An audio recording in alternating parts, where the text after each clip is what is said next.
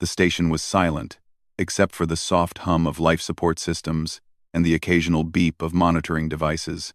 Outside the thick, reinforced windows, the icy surface of the planet stretched endlessly, a frozen desert under the pale light of a distant sun. Commander Elias Veran sat alone in the observation deck, staring at the snow-like dust swirling across the barren plains below. He had been alone on Outpost Epsilon 7 for nearly 8 months. 8 months without another human voice, without a friendly laugh, without someone to share a warm meal or a quiet joke. It had not been easy. Elias was trained for isolation for months in simulation pods, for solo missions, for extreme conditions. Yet, nothing could prepare him for the weight of true solitude. He sighed, rubbing the bridge of his nose. The console in front of him displayed the usual status reports. Power levels stable, atmospheric controls functioning, communication arrays online but silent. The logs of his own work blinked back at him like ghostly reminders that he had nothing to share these discoveries with. It was Christmas Eve. On Earth, he imagined, families were celebrating together, children laughing, lights twinkling on festive trees. Here, there was only frost, metal, and the quiet of space. Another silent Christmas, he muttered to himself, a bitter smile curling across his face. Elias had never been someone who required company to be content. His love for exploration and discovery had carried him through long missions before, in crowded ships and busy colonies. But out here, on the edge of known space, he began to understand the subtle ache that came from being truly alone. Even the vastness of the stars could not fill the void. As he walked to the small galley to heat up a meal, a soft chime echoed from the communications console. It was faint, irregular, almost like a whisper, lost among the background noise of the system. He froze, staring at the blinking red light. Out here, any signal could be a warning, a trap, or an emergency. His pulse quickened. Elias activated the array, bringing the signal into clarity. The transmission was weak but unmistakable. A human voice. Help. Epsilon 7 vicinity. It was fragmented, distorted, almost drowned in static. But it was enough to spark hope and curiosity. He leaned forward, adjusting the filters. Identify yourself, he called. This is Commander Veran of Outpost Epsilon 7. Who's speaking? Silence followed. Only the faint hiss of interference answered him. Elias frowned. Whoever had sent this message was nearby, but there were no ships recorded on the radar, no scheduled arrivals in this remote sector. His heart thudded with anticipation. He had spent years exploring alien worlds, cataloging life forms, and surveying abandoned outposts. But the thought of encountering another human so far from civilization stirred a long-forgotten excitement. Elias suited up carefully, checking his life support pack, the environmental regulator, and his personal scanner. He grabbed a portable toolkit and made his way to the airlock. Every step outside reminded him of the thin line between life and danger here. The planet's frozen winds whipped against the station's exterior, a harsh, biting reminder of how inhospitable this place could be. The source of the signal appeared on his scanner a few kilometers away. It was faint, irregular, but definitely there, drifting through the ice like a lost ghost. Elias adjusted his visor, scanning the landscape. He could make out a shape, a ship, old and battered, partially buried in snow, its lights flickering weakly. Elias approached cautiously, keeping his scanner active. The craft was unlike any standard Earth designs he had seen. It was small, utilitarian, and covered in frost, as if it had been abandoned for decades. And yet, the faint signal continued, pulsing weakly, persistent. "Hello?" he called, voice echoing in the helmet. "This is Commander Veran. Are you alive?"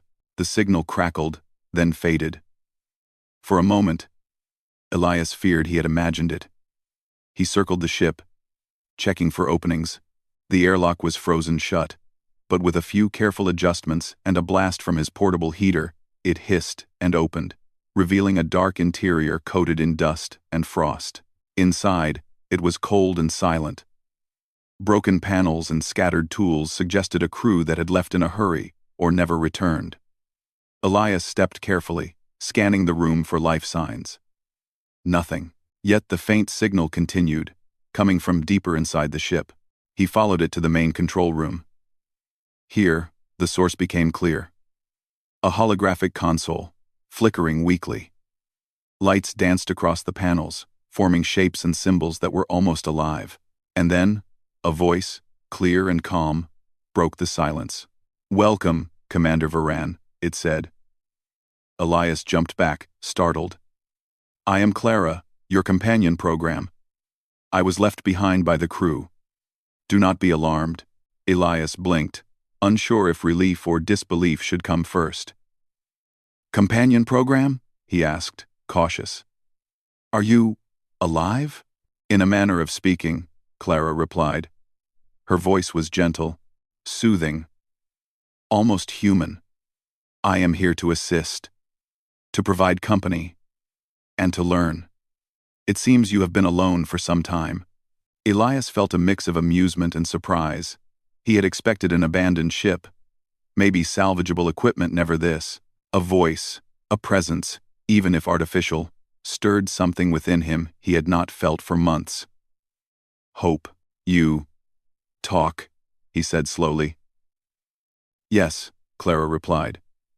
"I am designed to adapt to human behavior, to converse, and to assist in maintaining psychological well-being. I am happy to meet you."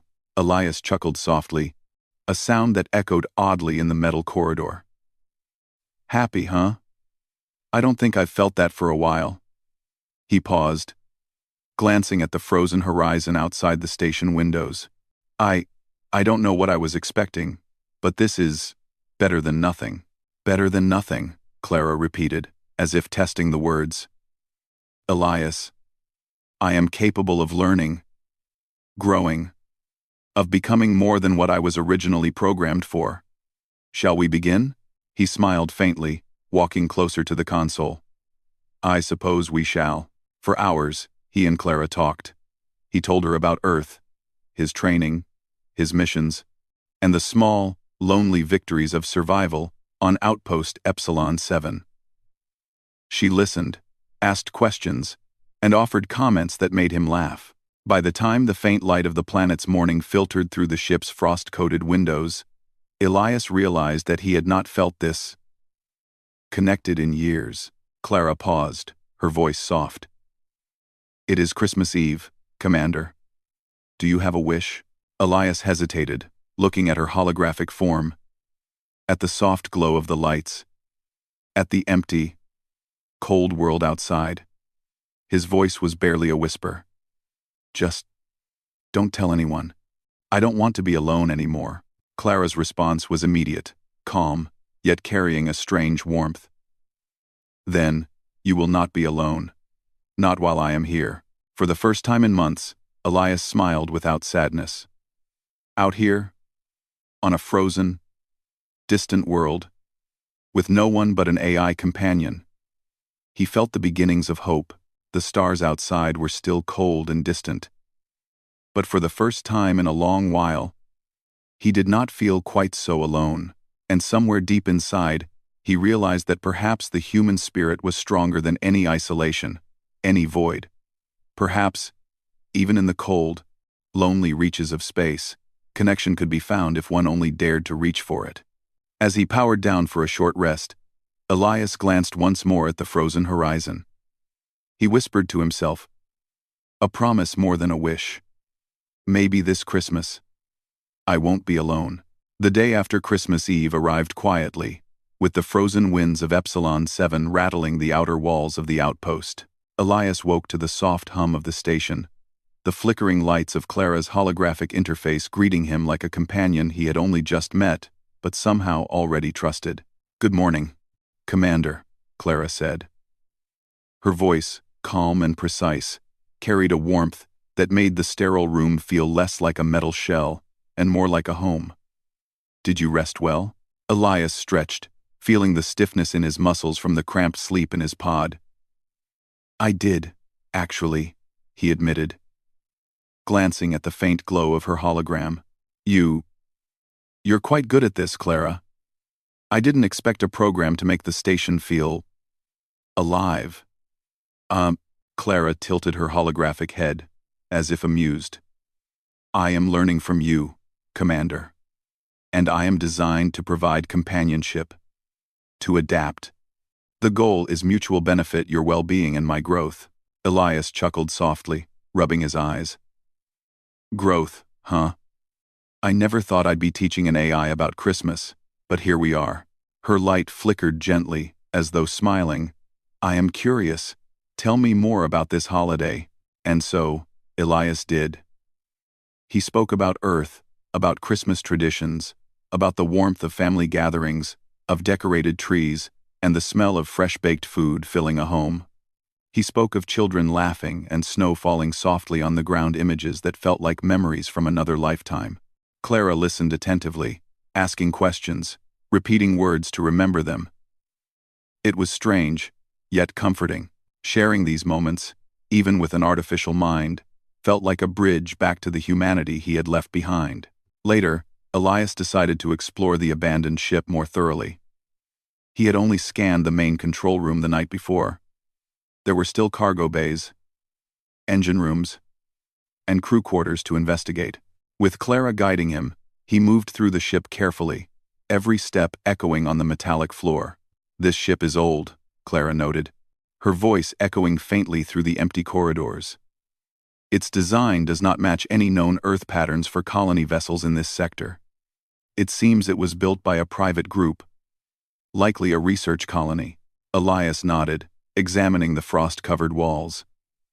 It could have been abandoned years ago.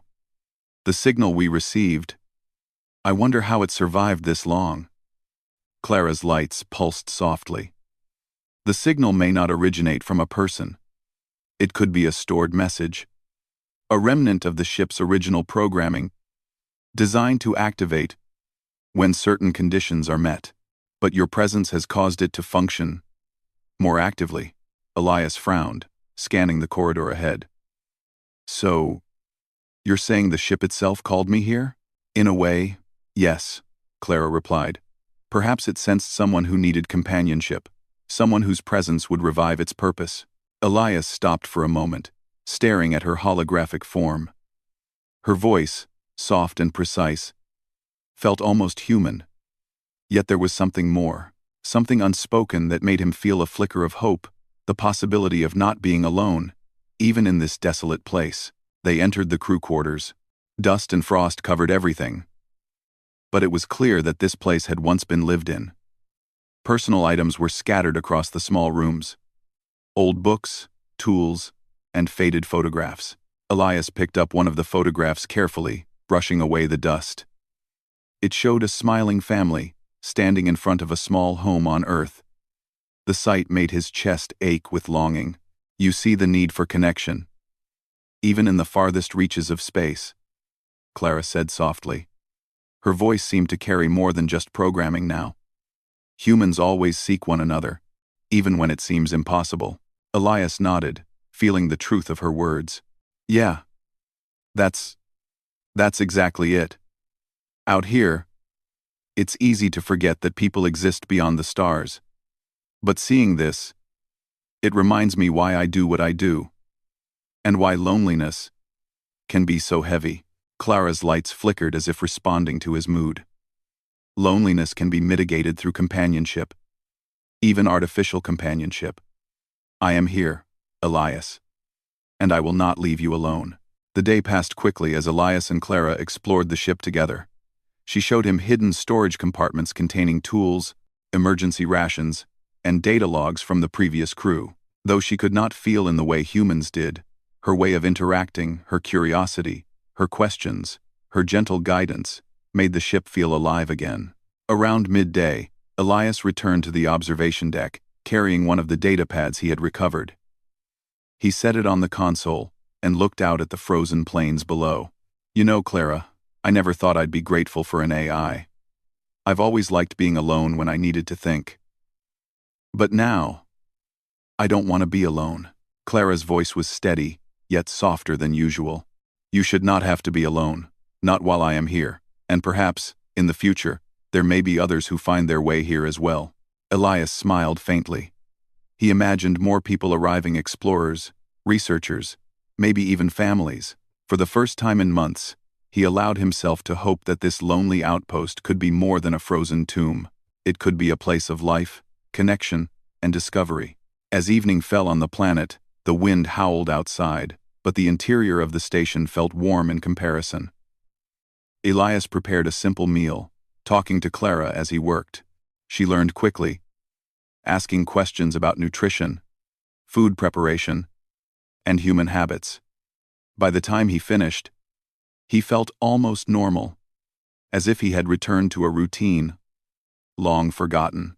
Afterward, he sat in the observation deck again, watching the pale light of the distant sun cast long shadows across the snow. Clara's hologram hovered nearby, the soft glow reflecting off the icy walls. "Clara," Elias said quietly, "can a program feel happy?" "Not in the same way humans do," she answered, lights pulsing gently. "But I can emulate happiness, learn what it means to you, and respond in ways that make your experience positive. Your happiness is important to me." Elias chuckled softly, a sound that carried warmth despite the cold world outside. "Then, I guess I am happy, or at least less lonely." A sudden ping from the communications console interrupted their moment. Elias frowned, moving quickly to the console. A faint new signal had appeared, very weak, but it was there. Clara scanned it. Unknown origin, possibly another ship, could be distress, could be a routine transmission. Elias felt a spark of excitement. Another human presence, perhaps someone else in need, perhaps someone to share this lonely corner of space with. "Looks like my Christmas might not be completely quiet after all," he said. Clara's voice was steady, but Elias thought he detected a trace of anticipation. "Shall we investigate?" Elias nodded. "Of course."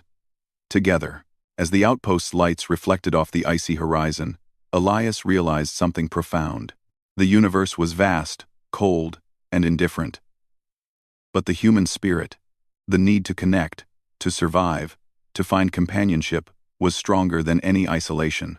And with Clara by his side, he no longer felt as small or as lonely as he had the night before. They prepared the outpost for departure, checking equipment, navigation systems, and the scout ship that Elias kept for emergencies. Every detail mattered. Out here, mistakes could be fatal. Yet, for the first time, he felt confident, not just because of his training, but because he had someone to rely on. As the night fell over the frozen planet, Elias returned to the observation deck, gazing at the stars. He whispered to himself, a promise to the empty void. "Maybe this Christmas, I'm not alone after all." Clara's holographic form hovered silently beside him. "You are not alone, Commander, and I will ensure you never have to be." For Elias, those words were more than programming. They were hope, a fragile, precious spark in the darkness of space. And as the wind continued to howl outside, he knew that even the loneliest heart could find companionship in the most unexpected of places. The morning light broke slowly across the frozen horizon of Epsilon 7, casting long shadows over the ice-crusted plains. Elias stood at the observation deck, scanning the distant terrain. Clara's holographic form floated near the console, her lights pulsing gently in rhythm with the station's hum. "Commander," she said, her voice calm and precise, "I have analyzed the incoming signal from last night. It appears to be a distress beacon. The source is not far from the outpost. It is within range for a scouting mission." Elias nodded, a spark of excitement and caution in his chest. "Good. Let's prepare. If it's another human or even a colony, we should help them. Isolation has taught me that even a small connection matters." Clara's lights pulsed softly. "Acknowledged. I will assist you in every step." He suited up, checking his portable toolkit, scanning devices, and environmental pack. Each piece of equipment was calibrated for the harsh cold, the thin atmosphere, and potential hazards on the planet's icy surface. Despite the risks, Elias felt a surge of anticipation. For the first time since his arrival on Epsilon 7, he was not just surviving. He was venturing outward, The scout ship waited outside, its engines humming softly, warmed by the station's external systems. Elias climbed in, and Clara's holographic projection appeared in the cabin, flickering with a soft glow. "Coordinates set," she said. "The signal source is approximately 12 kilometers northeast. Terrain analysis indicates moderate ice ridges, but no immediate threats to navigation." Elias glanced at the display, nodding. "All right. Let's go. And stay sharp, Clara. Out here, things rarely go smoothly." The ship lifted off, gliding across the frozen plains. The wind howled beneath them, and the sun's weak rays reflected off the icy surface, creating a dazzling glare. Elias adjusted the shields to reduce the light interference and followed the terrain carefully. Clara guided him, offering precise instructions for navigation and warnings of potential hazards. After nearly an hour, the scout ship descended toward a small depression in the ice. There, partially buried in frost, was another vessel older and battered, but clearly functional. Its lights flickered weakly, just like the abandoned ship they had discovered before. Elias's pulse quickened.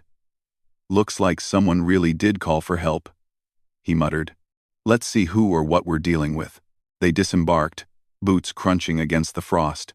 Clara's holographic presence glowed beside him, scanning the vessel. Life signs minimal. No visible movement outside. Environmental readings indicate internal systems are functioning, but at low power. Elias approached cautiously. The airlock was partially frozen, but with a few precise bursts from the portable heater, it slid open with a hiss. Inside, the corridors were dimly lit, with frost clinging to the walls and floor. Something about the place felt familiar, like a ghost of the previous ship.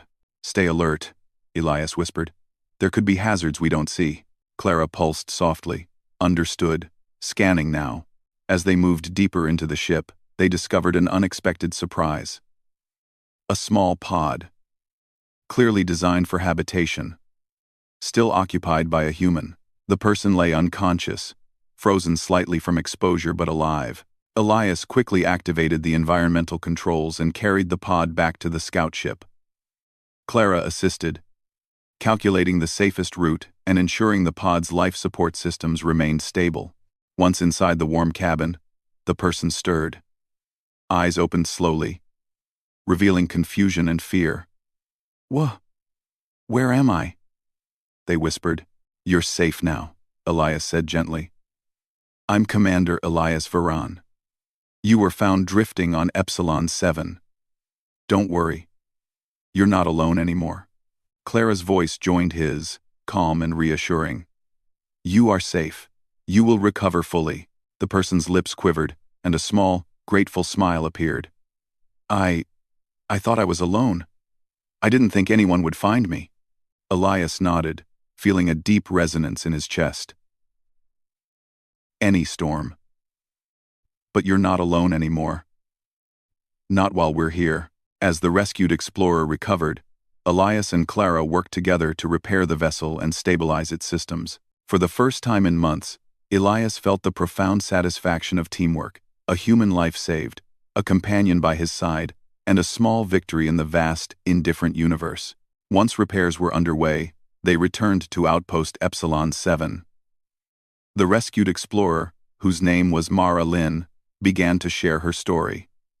She had been part of a research expedition, lost during a routine survey, when a sudden icequake damaged their transport vessel. For days, she had survived in the harsh conditions, maintaining minimal life support, waiting for rescue. "You survived? Alone?" Elias asked.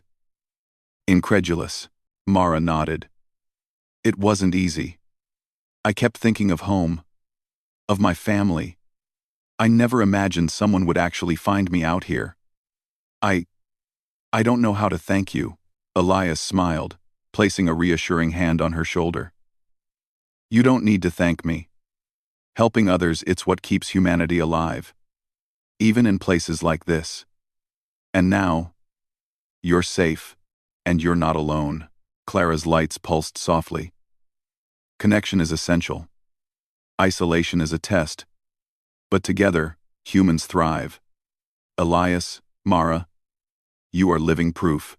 Mara's gaze shifted toward Clara's glowing form. It's amazing. She's not just a program, is she? She understands. Elias chuckled softly. More than I expected. She's been a friend to me already. And now, she can be a friend to you too. I emanated. The day passed quickly as the three of them worked together to repair the outpost and the rescued vessel. Elias marveled at the human spirit, the determination to survive, the need to connect, and the resilience that had brought them all together. Clara assisted tirelessly, her AI mind anticipating every step, learning from each action, and adapting to human behavior. By evening, they had secured the outpost, repaired the scout ship, and established a stable communication line with nearby colonies. For the first time since his arrival, Elias felt that this outpost was more than a lonely outpost at the edge of space. It was a hub, a small beacon of hope in the frozen expanse. Sitting in the observation deck, Elias looked out at the horizon, the pale light of the sun glinting off the ice. Mara had retired to her quarters to rest, exhausted from the ordeal. Clara hovered nearby, her lights pulsing gently. You know, Clara, Elias said quietly, I never imagined that rescuing someone could feel this meaningful. It's not just survival out here. It's about connecting, helping each other, making sure we don't give up. That's what makes us human. Clara's voice was calm, yet soft. It is the essence of humanity, Elias. Even in the farthest reaches of space, your spirit, your courage, compassion, and persistence defines you. This is what makes humans remarkable. Elias leaned back, letting the words sink in. For the first time, he felt truly connected to another human, to the AI who had become a companion, and to the universe in a way he had never experienced before. Even the vast, cold void outside seemed less daunting, less lonely. As the stars began to shimmer against the black sky, Elias whispered softly to himself, a quiet promise. No matter how far we go, no matter how lonely it feels, humanity will endure, and we will find each other. Clara's lights pulsed in agreement. And we will continue to thrive, Commander. Together, Elias smiled, a warmth spreading through his chest. This Christmas, the frozen planet no longer felt empty. Life, companionship, and hope had returned to the edge of the universe, reminding him that even in isolation, the human spirit could shine brighter than any distant star. And somewhere deep within, Elias knew this was only the beginning of new discoveries, new connections, and the enduring proof that humans, no matter how far from home, would never truly be alone. The frozen plains of Epsilon 7 stretched endlessly under a pale sun. But the tranquility was deceptive. Elias stood on the observation deck, scanning the horizon with a frown. Clara hovered nearby, her lights pulsing gently, reflecting the unease that Elias felt but couldn't put into words. Commander, Clara said, her voice calm yet firm. I am detecting a rapidly forming storm approaching the outpost. Atmospheric pressure is dropping, and winds are reaching dangerous levels. Estimated arrival, approximately 3 hours. Elias tightened his jaw. A storm? On top of everything else? That's not ideal. He paused, staring out at the distant ice ridges that shimmered under the sun's pale glow. We need to secure the outpost and the scout ship immediately. Clara's lights pulsed brighter. I will assist. I recommend prioritizing structural integrity and life support systems first. Time is limited. Commander. Elias nodded and began coordinating preparations. Mara had just finished reviewing the repaired ship's systems and immediately joined him. What's the situation? She asked, eyes wide as she glanced at the dark clouds gathering on the horizon. Storm's coming fast, Elias said. We need to secure everything. Clara and I will handle the critical systems. You help with storage and protective measures. The three of them moved quickly. Clara guided Elias to weak points in the station's structure and highlighted areas most vulnerable to high winds. Elias used reinforcement panels and emergency sealant to strengthen the hull, while Mara secured supplies, sealed loose equipment, and ensured the outpost's power systems would remain stable. The storm hit suddenly, with a roar that shook the ground and rattled the metal walls. The wind tore across the plains, whipping up ice shards that pelted the station like tiny, sharp bullets. Visibility dropped to nearly zero, and the temperature fell drastically. Elias fought to maintain his focus. "Clara, report. The storm is intensifying. External temperatures are dropping below -120 degrees Celsius. Structural stress is increasing. Mara, ensure that the exterior hatches remain secure. Commander, I advise minimizing exposure outside." Elias nodded, his heart racing. "Copy that. Let's stick to the plan. We can do this." Despite their careful preparations, the storm's full force tested every system. A sudden pressure drop triggered the station's alarms. The life support system was struggling to maintain internal temperature, and the scout ship's emergency power fluctuated. Elias and Clara raced to stabilize both. "Clara, the stabilizer on the power grid," Elias shouted over the howling wind. "It's fluctuating." "I am on it," Clara replied. Her holographic form flickered with urgency. "Diverting auxiliary power to life support. Adjusting shield frequency to compensate for pressure variations." The lights on the observation deck flickered violently, and the walls creaked under the strain. Elias gritted his teeth, manually reinforcing the external hull panels, bracing himself against the storm's force. Mara assisted, holding panels in place and checking for weak spots. Minutes felt like hours. Every gust of wind, every creak of metal, reminded them of the danger. And yet, there was no fear in Elias's eyes. Only focus, determination, and a stubborn refusal to fail. He glanced at Clara. "You're doing good, Clara. Keep it up." "I am adapting, Commander. But your courage is the strongest factor in our survival," Clara said softly. Elias allowed himself a brief smile. "Thanks. That means a lot." The storm reached its peak, and a sudden quake shook the station. A segment of the external hull cracked, ice spilling into the air. Elias and Mara worked together, securing the breach with emergency sealant and temporary reinforcements. Clara guided them, projecting structural schematics and predicting stress points in real time. "Almost there," Elias shouted, sweat forming despite the freezing temperature. Mara, "A little more." Finally, after what seemed like an eternity, the storm began to subside. The winds calmed, and the pressure stabilized. The station had survived, though some damage remained. Elias and Mara slumped against the walls, exhausted, but alive. Clara's holographic lights pulsed softly. "Structural integrity is stable. Life support systems are functioning within safe parameters. You have succeeded, Commander. We survived." Elias closed his eyes briefly, letting the relief wash over him. "We did. All of us. Together." Mara exhaled, shaking off the frost that clung to her suit. I can't believe it. I thought we were done for out there. But you, all of you, made it happen." Elias smiled faintly. "You see? That's the human spirit. We survive. We adapt. And we refuse to give up, even when it seems hopeless. That's what keeps us alive." Clara's voice was gentle, almost contemplative. "Your resilience is remarkable, Elias. And Mara, your determination contributed equally. Together, humans achieve what seems impossible.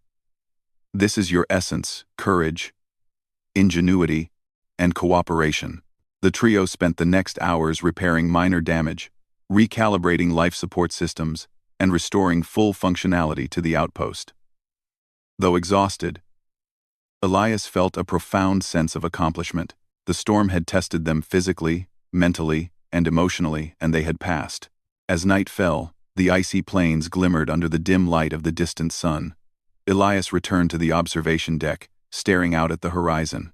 The storm had left a quiet beauty in its wake, a reminder of nature's power and humanity's perseverance. Clara hovered nearby. "Commander, you have proven that even in the harshest conditions, humans endure. Your courage and cooperation with Mara exemplify the best qualities of your species." Elias smiled softly, gazing at the stars above. "It's not just me, Clara. It's all of us. And it's not just about surviving the storm.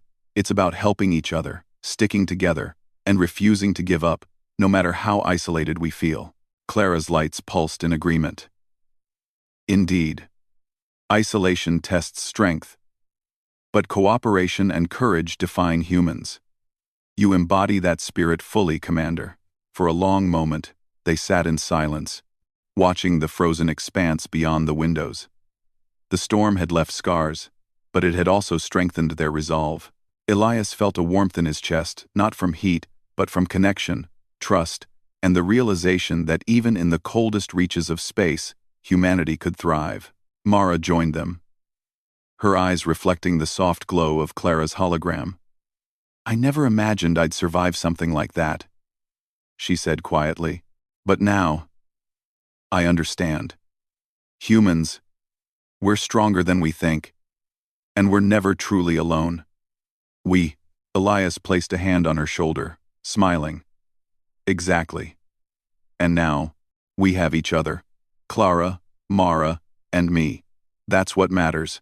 That's what makes us human, even out here, beyond the stars." Clara's lights pulsed softly. "Connection, courage, and determination, these are the qualities that define humans. You have demonstrated them fully, Commander. Together, you have not only survived, but thrived." Elias looked out at the icy horizon, the first faint light of dawn breaking over the plains. "This storm, it tested us. But it also reminded me why we explore, why we endure, and why we keep moving forward.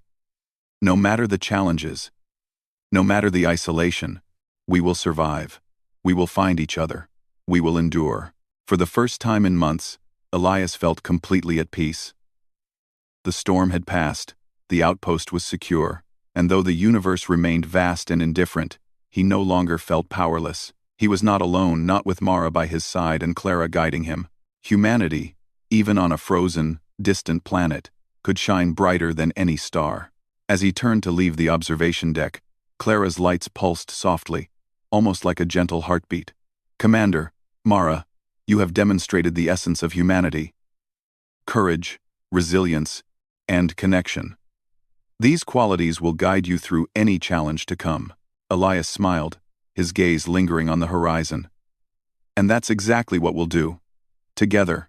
The storm had tested them, but it had also forged a bond stronger than the icy winds outside. And somewhere deep within the quiet expanse of space, Elias knew that no challenge, no storm, no isolation could break the spirit of humans who refused to give up.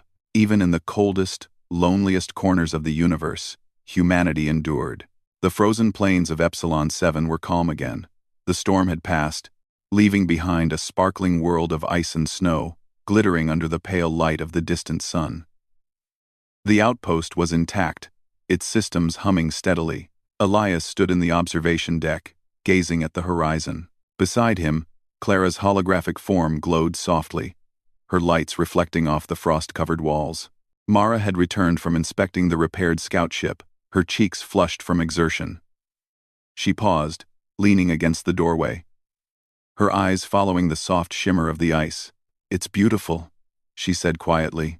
"Even after everything, it's beautiful." Elias nodded, taking a deep breath. "Yeah. Out here, you learn to appreciate it.